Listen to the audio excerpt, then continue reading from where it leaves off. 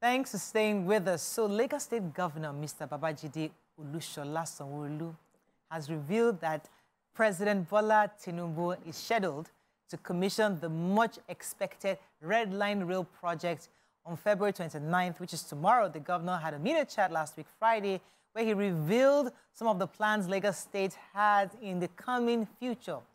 Joining us now is the Honorable Commissioner for Information in Lagos, Information and Strategy, Honorable Gbenga Omotoso. He will be speaking on these plans and governance in Lagos State. Welcome to the show, sir. Thank you for having me. Good to have you.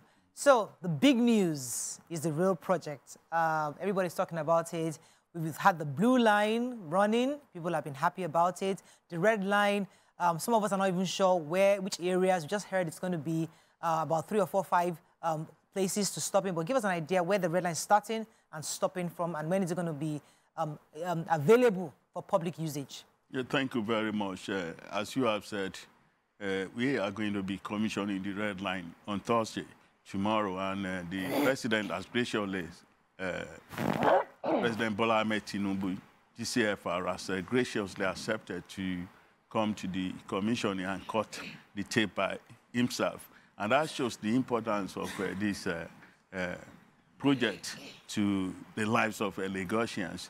It's going to be transformative. It's going to change a lot of things in our culture, and it's going to change a lot of things in the way we commute in Lagos. It's going to start from Agbado all the way down to Oyingbo, having about 8 stops: Agbado, Iju, Agege, Oshodi, Mushin, Yaba, Oyingbo. So it's going to be moving like that. So the kind of journey that you have about 2-3 hours now, sweating, shouting, screaming, you no longer have that. It's going to be smooth, all jolly ride, all the way from Agbado in Ogun State down to Oyingbo, in the heart of Lagos. Yeah. Agbado is in Ogun State. I'm super excited to hear this, knowing that route and how we had to do it by Molwe those days back as a student. And I'm wondering, how complete is it? I know the level of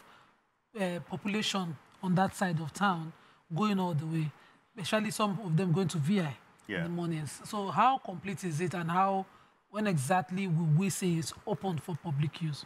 Well, as soon as the president calls the tape to commission it, he will take a ride in it for the whole world to see that it's good to go.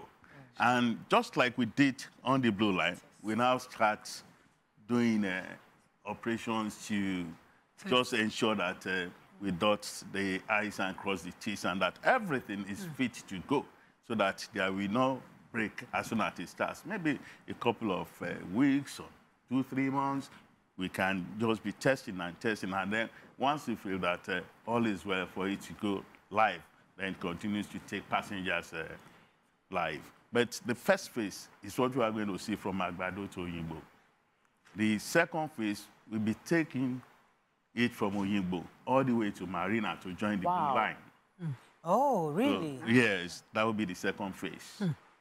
So it's all about... let me understand. So today now, right, like from after the president cuts it, I go from Agbado all the way to all those stops you mentioned. Right now, that's on. But the next phase is such that this train can stop at Marina and can move on to... Yes, that is the second phase that we are going to be building. And I think by tomorrow, the president is going to watch them sign the agreement for the second phase. And as soon as this is signed, of course, the contractors move to site. So you can expect that in the coming months, you are going to take a ride from Oyingbo to Marina to connect the blue line. I'm still excited about the Agbado to Oyingbo. That one, it's a breakthrough that you are able to do one transportation. A lot of my staff are within that axis, and they are coming in from Abulegba to Ikeja, which is now one direct train ride, definitely making life easy. But here is, there's going to be a lot of anticipation for this, because when we do a lot of promotion like this for the ribbon cutting and people cannot use it, I know you mentioned it, that they would need to do tests and tests before they are using it, but can you explain to Nigerians why it is important to run those tests and why it is important, why they should be patient for when it will now fully be open for everybody to use. Train services all over the world, they are not the kind of services that you start today and then you stop tomorrow, because you take thousands and thousands, if not millions of people. It's a mass transit. So you do not need to just rush into it if you have not perfected everything. Look at the Blue Line now. All the way from Mile 2 to Marina, people are excited to be on it. There are people who are even riding just for the fun of it. They want to see it, enjoy the comfort of it, enjoy the air conditioner. So it's going to be like that on the route between Agbado all the way to Oyingbo. So once the testing is done, and then we feel confident that it's good to go, it's not going to stop, nothing's going to stop it, then it's time to welcome the public on board. And once it starts like that, it continues to roll, and it never stops. Well, what are the numbers looking like on the Blue Line? I mean, are people really using it? I've just that because we hear it, I've not seen it. I mean, I know my ladies have gone a few times, but I haven't gone myself. But how are the numbers? Are people now using more of the Blue Line, or you still having numbers still dwindling? I mean, it's exciting to find Lagosians up on it and up off it. And, you know, even talking about it and doing videos about it, it has become a tourist attraction. Yes. And I think how to gauge that exactly is to just look at the numbers of the cowrie card that have been given to Lagosians since the services started. I think before we started the Blue Line, we had about less than 4 million, about 4 million people using the cowrie card. Today, it's almost 5 million people. Well over 4 million people using the cowrie card. It shows that people are excited about the Blue Line, they are getting on it, and they are enjoying the services. I mean, you need to get on it and see the kind of comfort that you experience, the kind of comfort that Lagosians truly deserve under the administration of Mr. Sanwo-Olu. Right, Robert. Okay, so let me think like every Nigerian. Costs. So the blue rail, from what you just said, I can imagine that the red rail is longer. It has a longer route than the blue rail. So what will you say about the cost? Is it going to be affordable for the people who are going to be on it? Very important question. That was the kind of question that was raised when the Blue Line was going to be commissioned. And today, people are not even looking at the cost. They are just looking at the kind of comfort they get whenever they get on board, and the kind of speed that it takes them to get to where they are going to, and the kind of stress that they no longer have to carry because they are trying to commute from one part of the city to another. So this one, I can assure you the price is not something that will break anybody's pocket. It's not going to be like that. But the service is going to be top-notch, the kind of service, the best that you can get anywhere in the world. So the Blue Line is electric. And, right. You know, we have a lot of pedestrians, but this is a longer level of kilometers. Is it also electric? This is not electric. It's diesel powered, because we are sharing the track with the federal government Nigerian Railway Corporation trains. But ours is. Do you foresee that this will cause issues? Exactly. Do you foresee that this will not cause diesel finish and diesel can finish? Exactly. That's for rolling drum on the. We've seen it in this Nigeria. A train stop in this Nigeria. Exactly. I will crave your indulgence that we do not turn this into a joke at all. Honestly, when Lagos State government is going into any project of this magnitude, we look at it that whatever we are doing is world class. And it is the kind of world class service that you see in all the mega cities of the world, talking about London, New York, Los Angeles, that you are going to see on our red line. Forget the fact that it's diesel powered. I mean, that is the way it's made.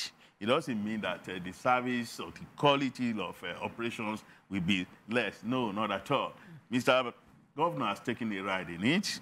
Mr. Deputy Governor has taken a ride in it. I have taken a ride in it. So many people have taken a ride in it. In fact, we got a team from Abuja, because the president is going to take a ride in it to come and see it. And honestly, it's been thumbs up. Kudos for Lagos State government for being able to put this together. Let's talk on a few other parts of projects in Lagos State, because I know we've talked about rail line. What's going on with our waterways? I mean, I've been looking forward to when, you know, something, because we took a story in earlier you know, accidents happening on the waterways. And I know government is doing everything to work with partners. What we can do to develop, make it a real mega city waterway where you can have tourists come in there, enjoy the waterways, communicating, and even transporting themselves from different parts of the state. So what's going on with that? How is the commissioner, what's the updates on that? Well, by the time Mr. Sanwo-Olu came in as governor, we had about 7 ferries working. Then we put in 7 more. We had 14.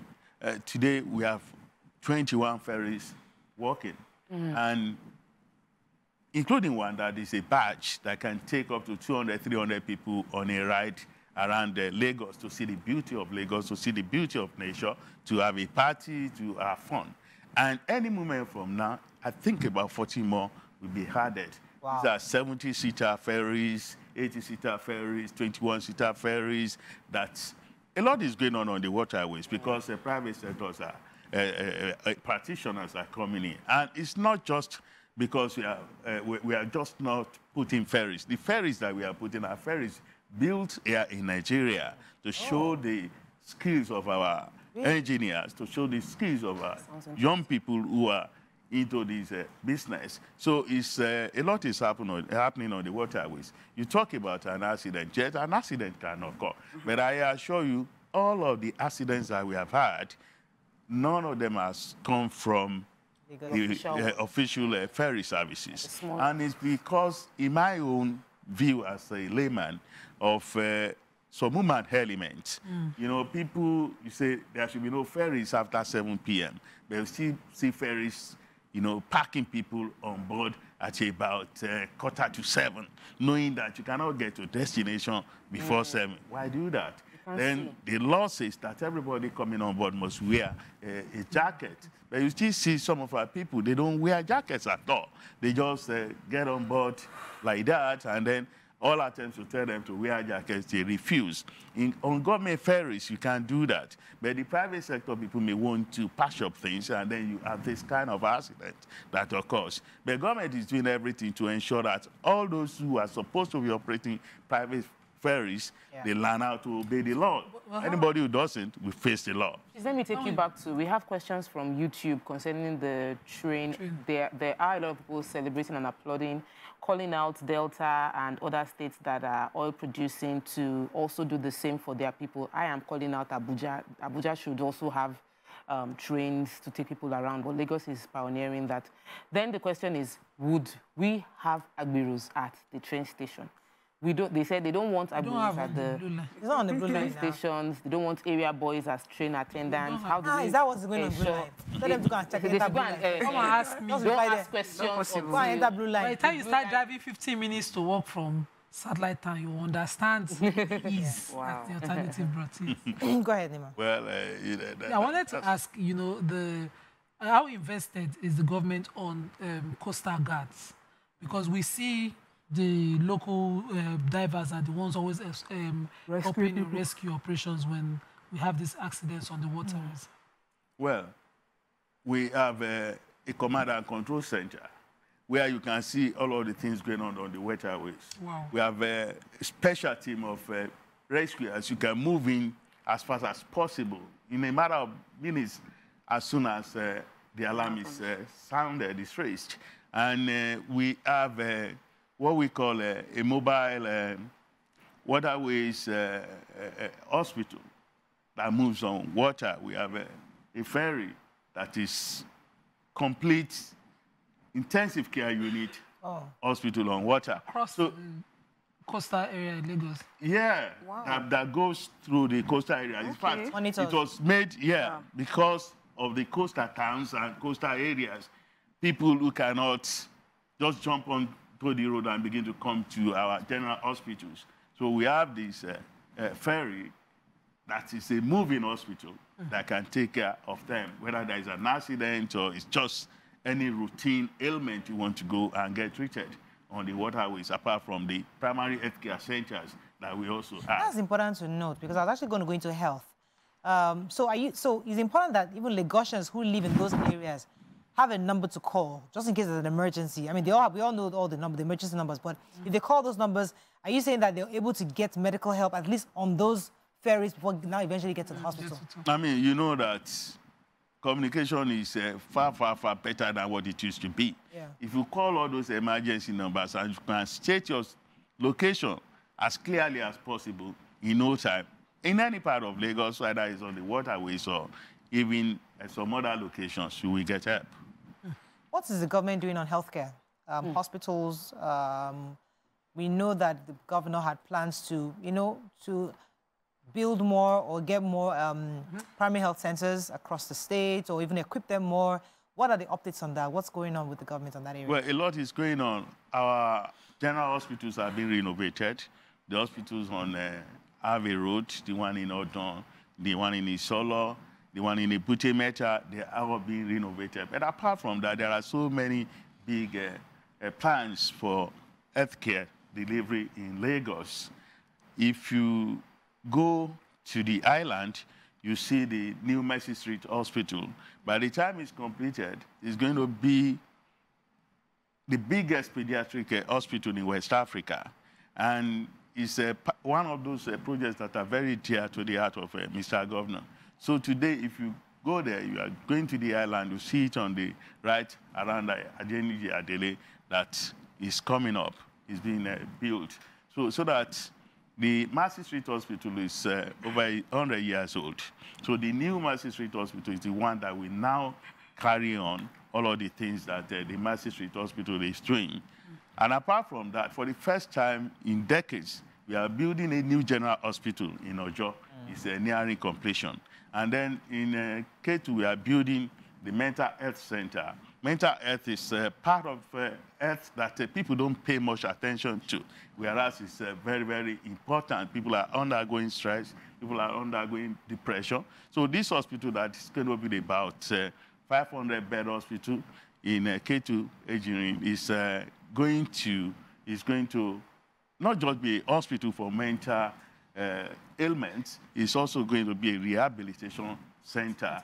So, and then all our primary healthcare centers, I remember when we came on board in the first time, we were all asked to go to those primary healthcare centers to visit at least 2.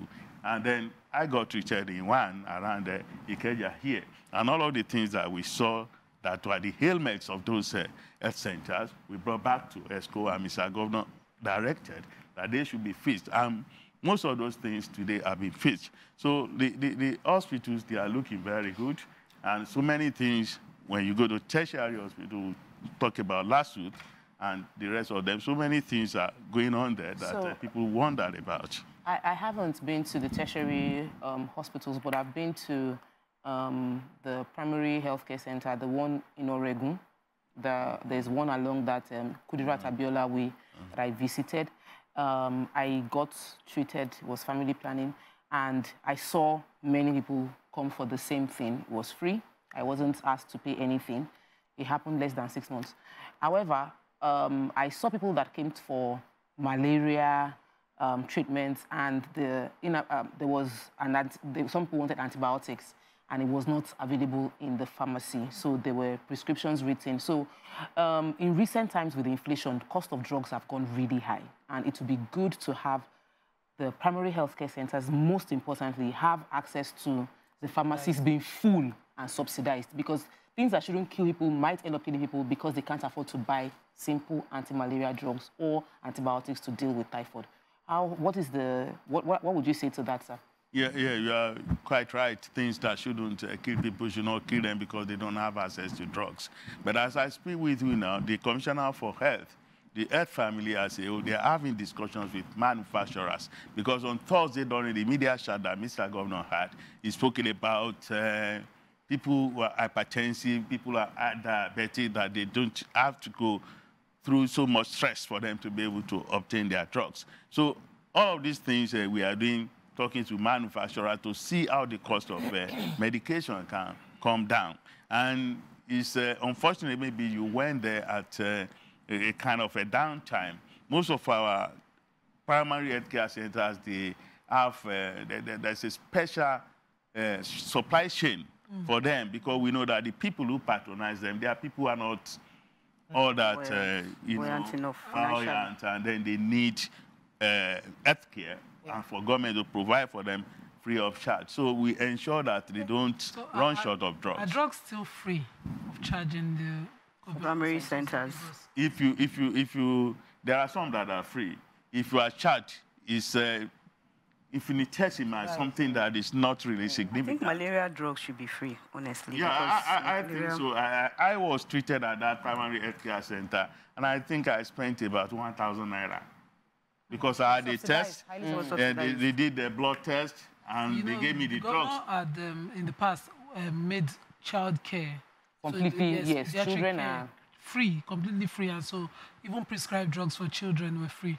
I just wanted clarity. In fact, as I speak, it's been part of the directives from Mr. Governor right from the days of when we started talking about fuel subsidy removal, that any expectant woman who goes into any of our hospitals will have to do delivery free of charge, whether the delivery is for CS or natural normal delivery, it has to be free. And the directive still stands up to today. So if you are talking about delivery that costs so much money, it costs the government nothing to give all the drugs and whatever the new mother would need. Yeah, because of timing, let me touch on security a bit, because that's a major part of conversations here in Lagos. I know yesterday we had somebody from Apapa ports talking about all the issues of Agbado taking, hijacking or causing, stopping the truck drivers, and somebody needs to engage these guys, someone needs to talk to them, someone needs to get them off the streets.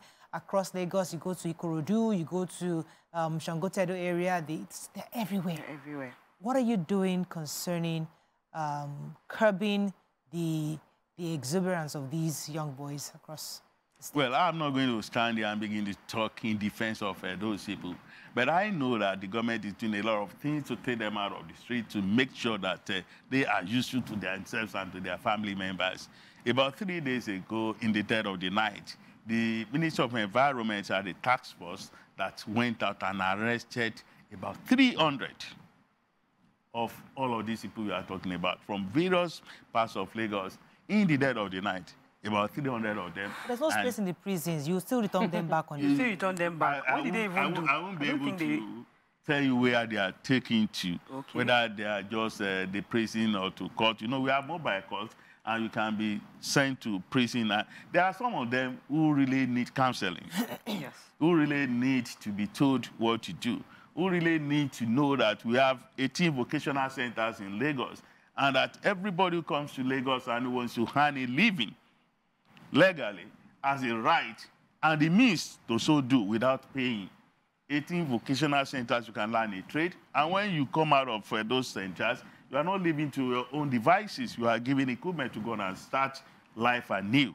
So all of these people have to be told this. All those guys who stop on the road and harass truck drivers, they are not true Lagosians. I mean, that is criminality.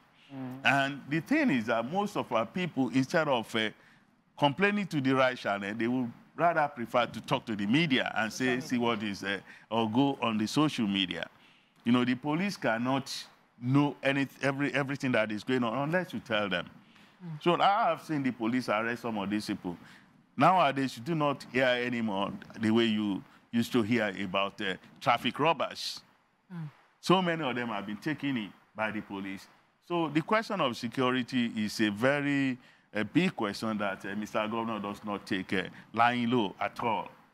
That is why any moment from now, the police and all security agencies in Lagos, they are going to be having about 300 brand new patrol vehicles so that they can be more visible, so that they can be more mobile, so that they can be more accessible. We do have fuel, sir. So that when you have this kind of problem about people stopping trucks, you call the police, they can get there in minutes. Right. Our guest yesterday was talking about the persistent traffic on the Apapa-Oshodi Expressway leading to the ports and, you know, and the effect of it on businesses.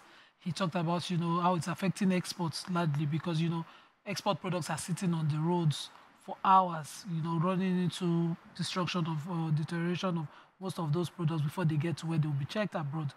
How is the government looking to partner with the amalgamation of Truck Drivers Association to ease traffic? What's the situation? You see, in most of the things that we do, we are our own enemies. You know, all these truck drivers who complain and all of the people who complain about traffic on the road to the port, they are also part of the problem.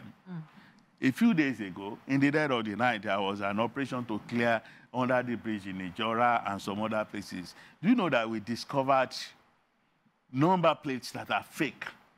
The government brought technology into freeing the traffic congestion that, along the port road in Apapa. And instead of people allowing it to walk, you get a call-up.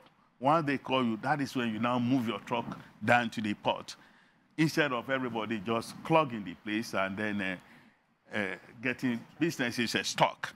So what they now do is that they ensure that no matter what you do, they will be the ones to be caught because they will just change their number plates in any way. So we found all those, you know, all those fake, we have a lot. number So plates. now you cannot have take a pictures. lot. So once you do, I mean, you even feel that technology should be able to resolve the matter. Yeah, we But there have are a people lot. who want to find so a way creative. to get around Negative the technology creativity. and Honestly. begin to, you know, disrupt Yes, the regularity There's of just flow. a way out of I need to take everything. you. Because it's still the same thing. Yes. In different Culture ways. and technology. Yes. Because we believe that technology will solve problems. But in Nigeria, culture is defeating technology exactly. hands down. As long as the government does not give up. Sir, on waterways, can we have something like police on water or something so that they can checkmate the lack of use of the life jacket and so that we can really avert these accidents that happen? Before you get on board, there are people who check. Those people who check, for government vessels, I know that they do their job very well. But because of making profits, taking more than the passengers are supposed to take, I think the private sector people, they just overlook this particular, very significant aspect of their operation.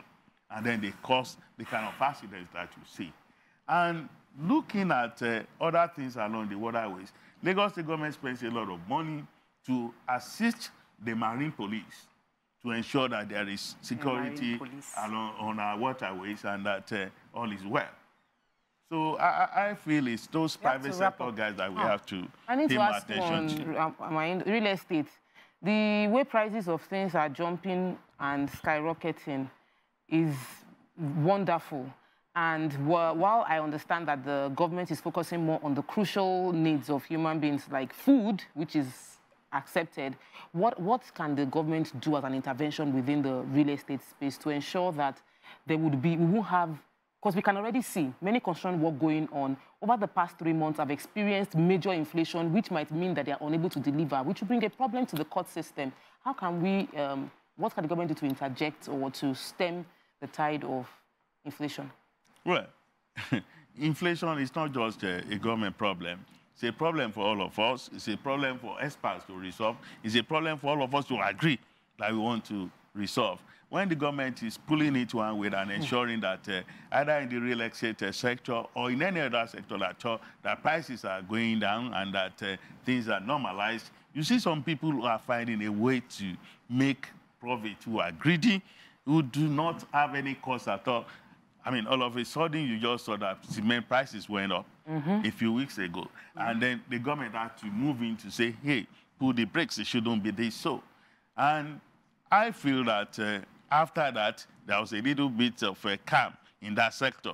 So I feel that all of the agencies that we have which are regulating all these things about estate agency, about housing, development, and all of that, if they are allowed to do their job, and people really believe that it's for the benefit of all of us that services are being rendered and they should obey the law, I think it's going to be win-win for everybody, either the person who is buying or the person who is selling.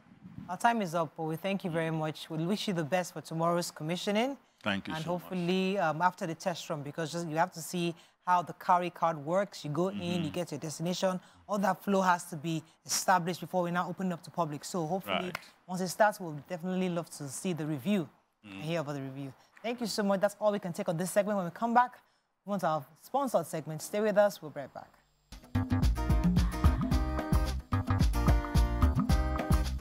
Stay tuned. Your View will be right back.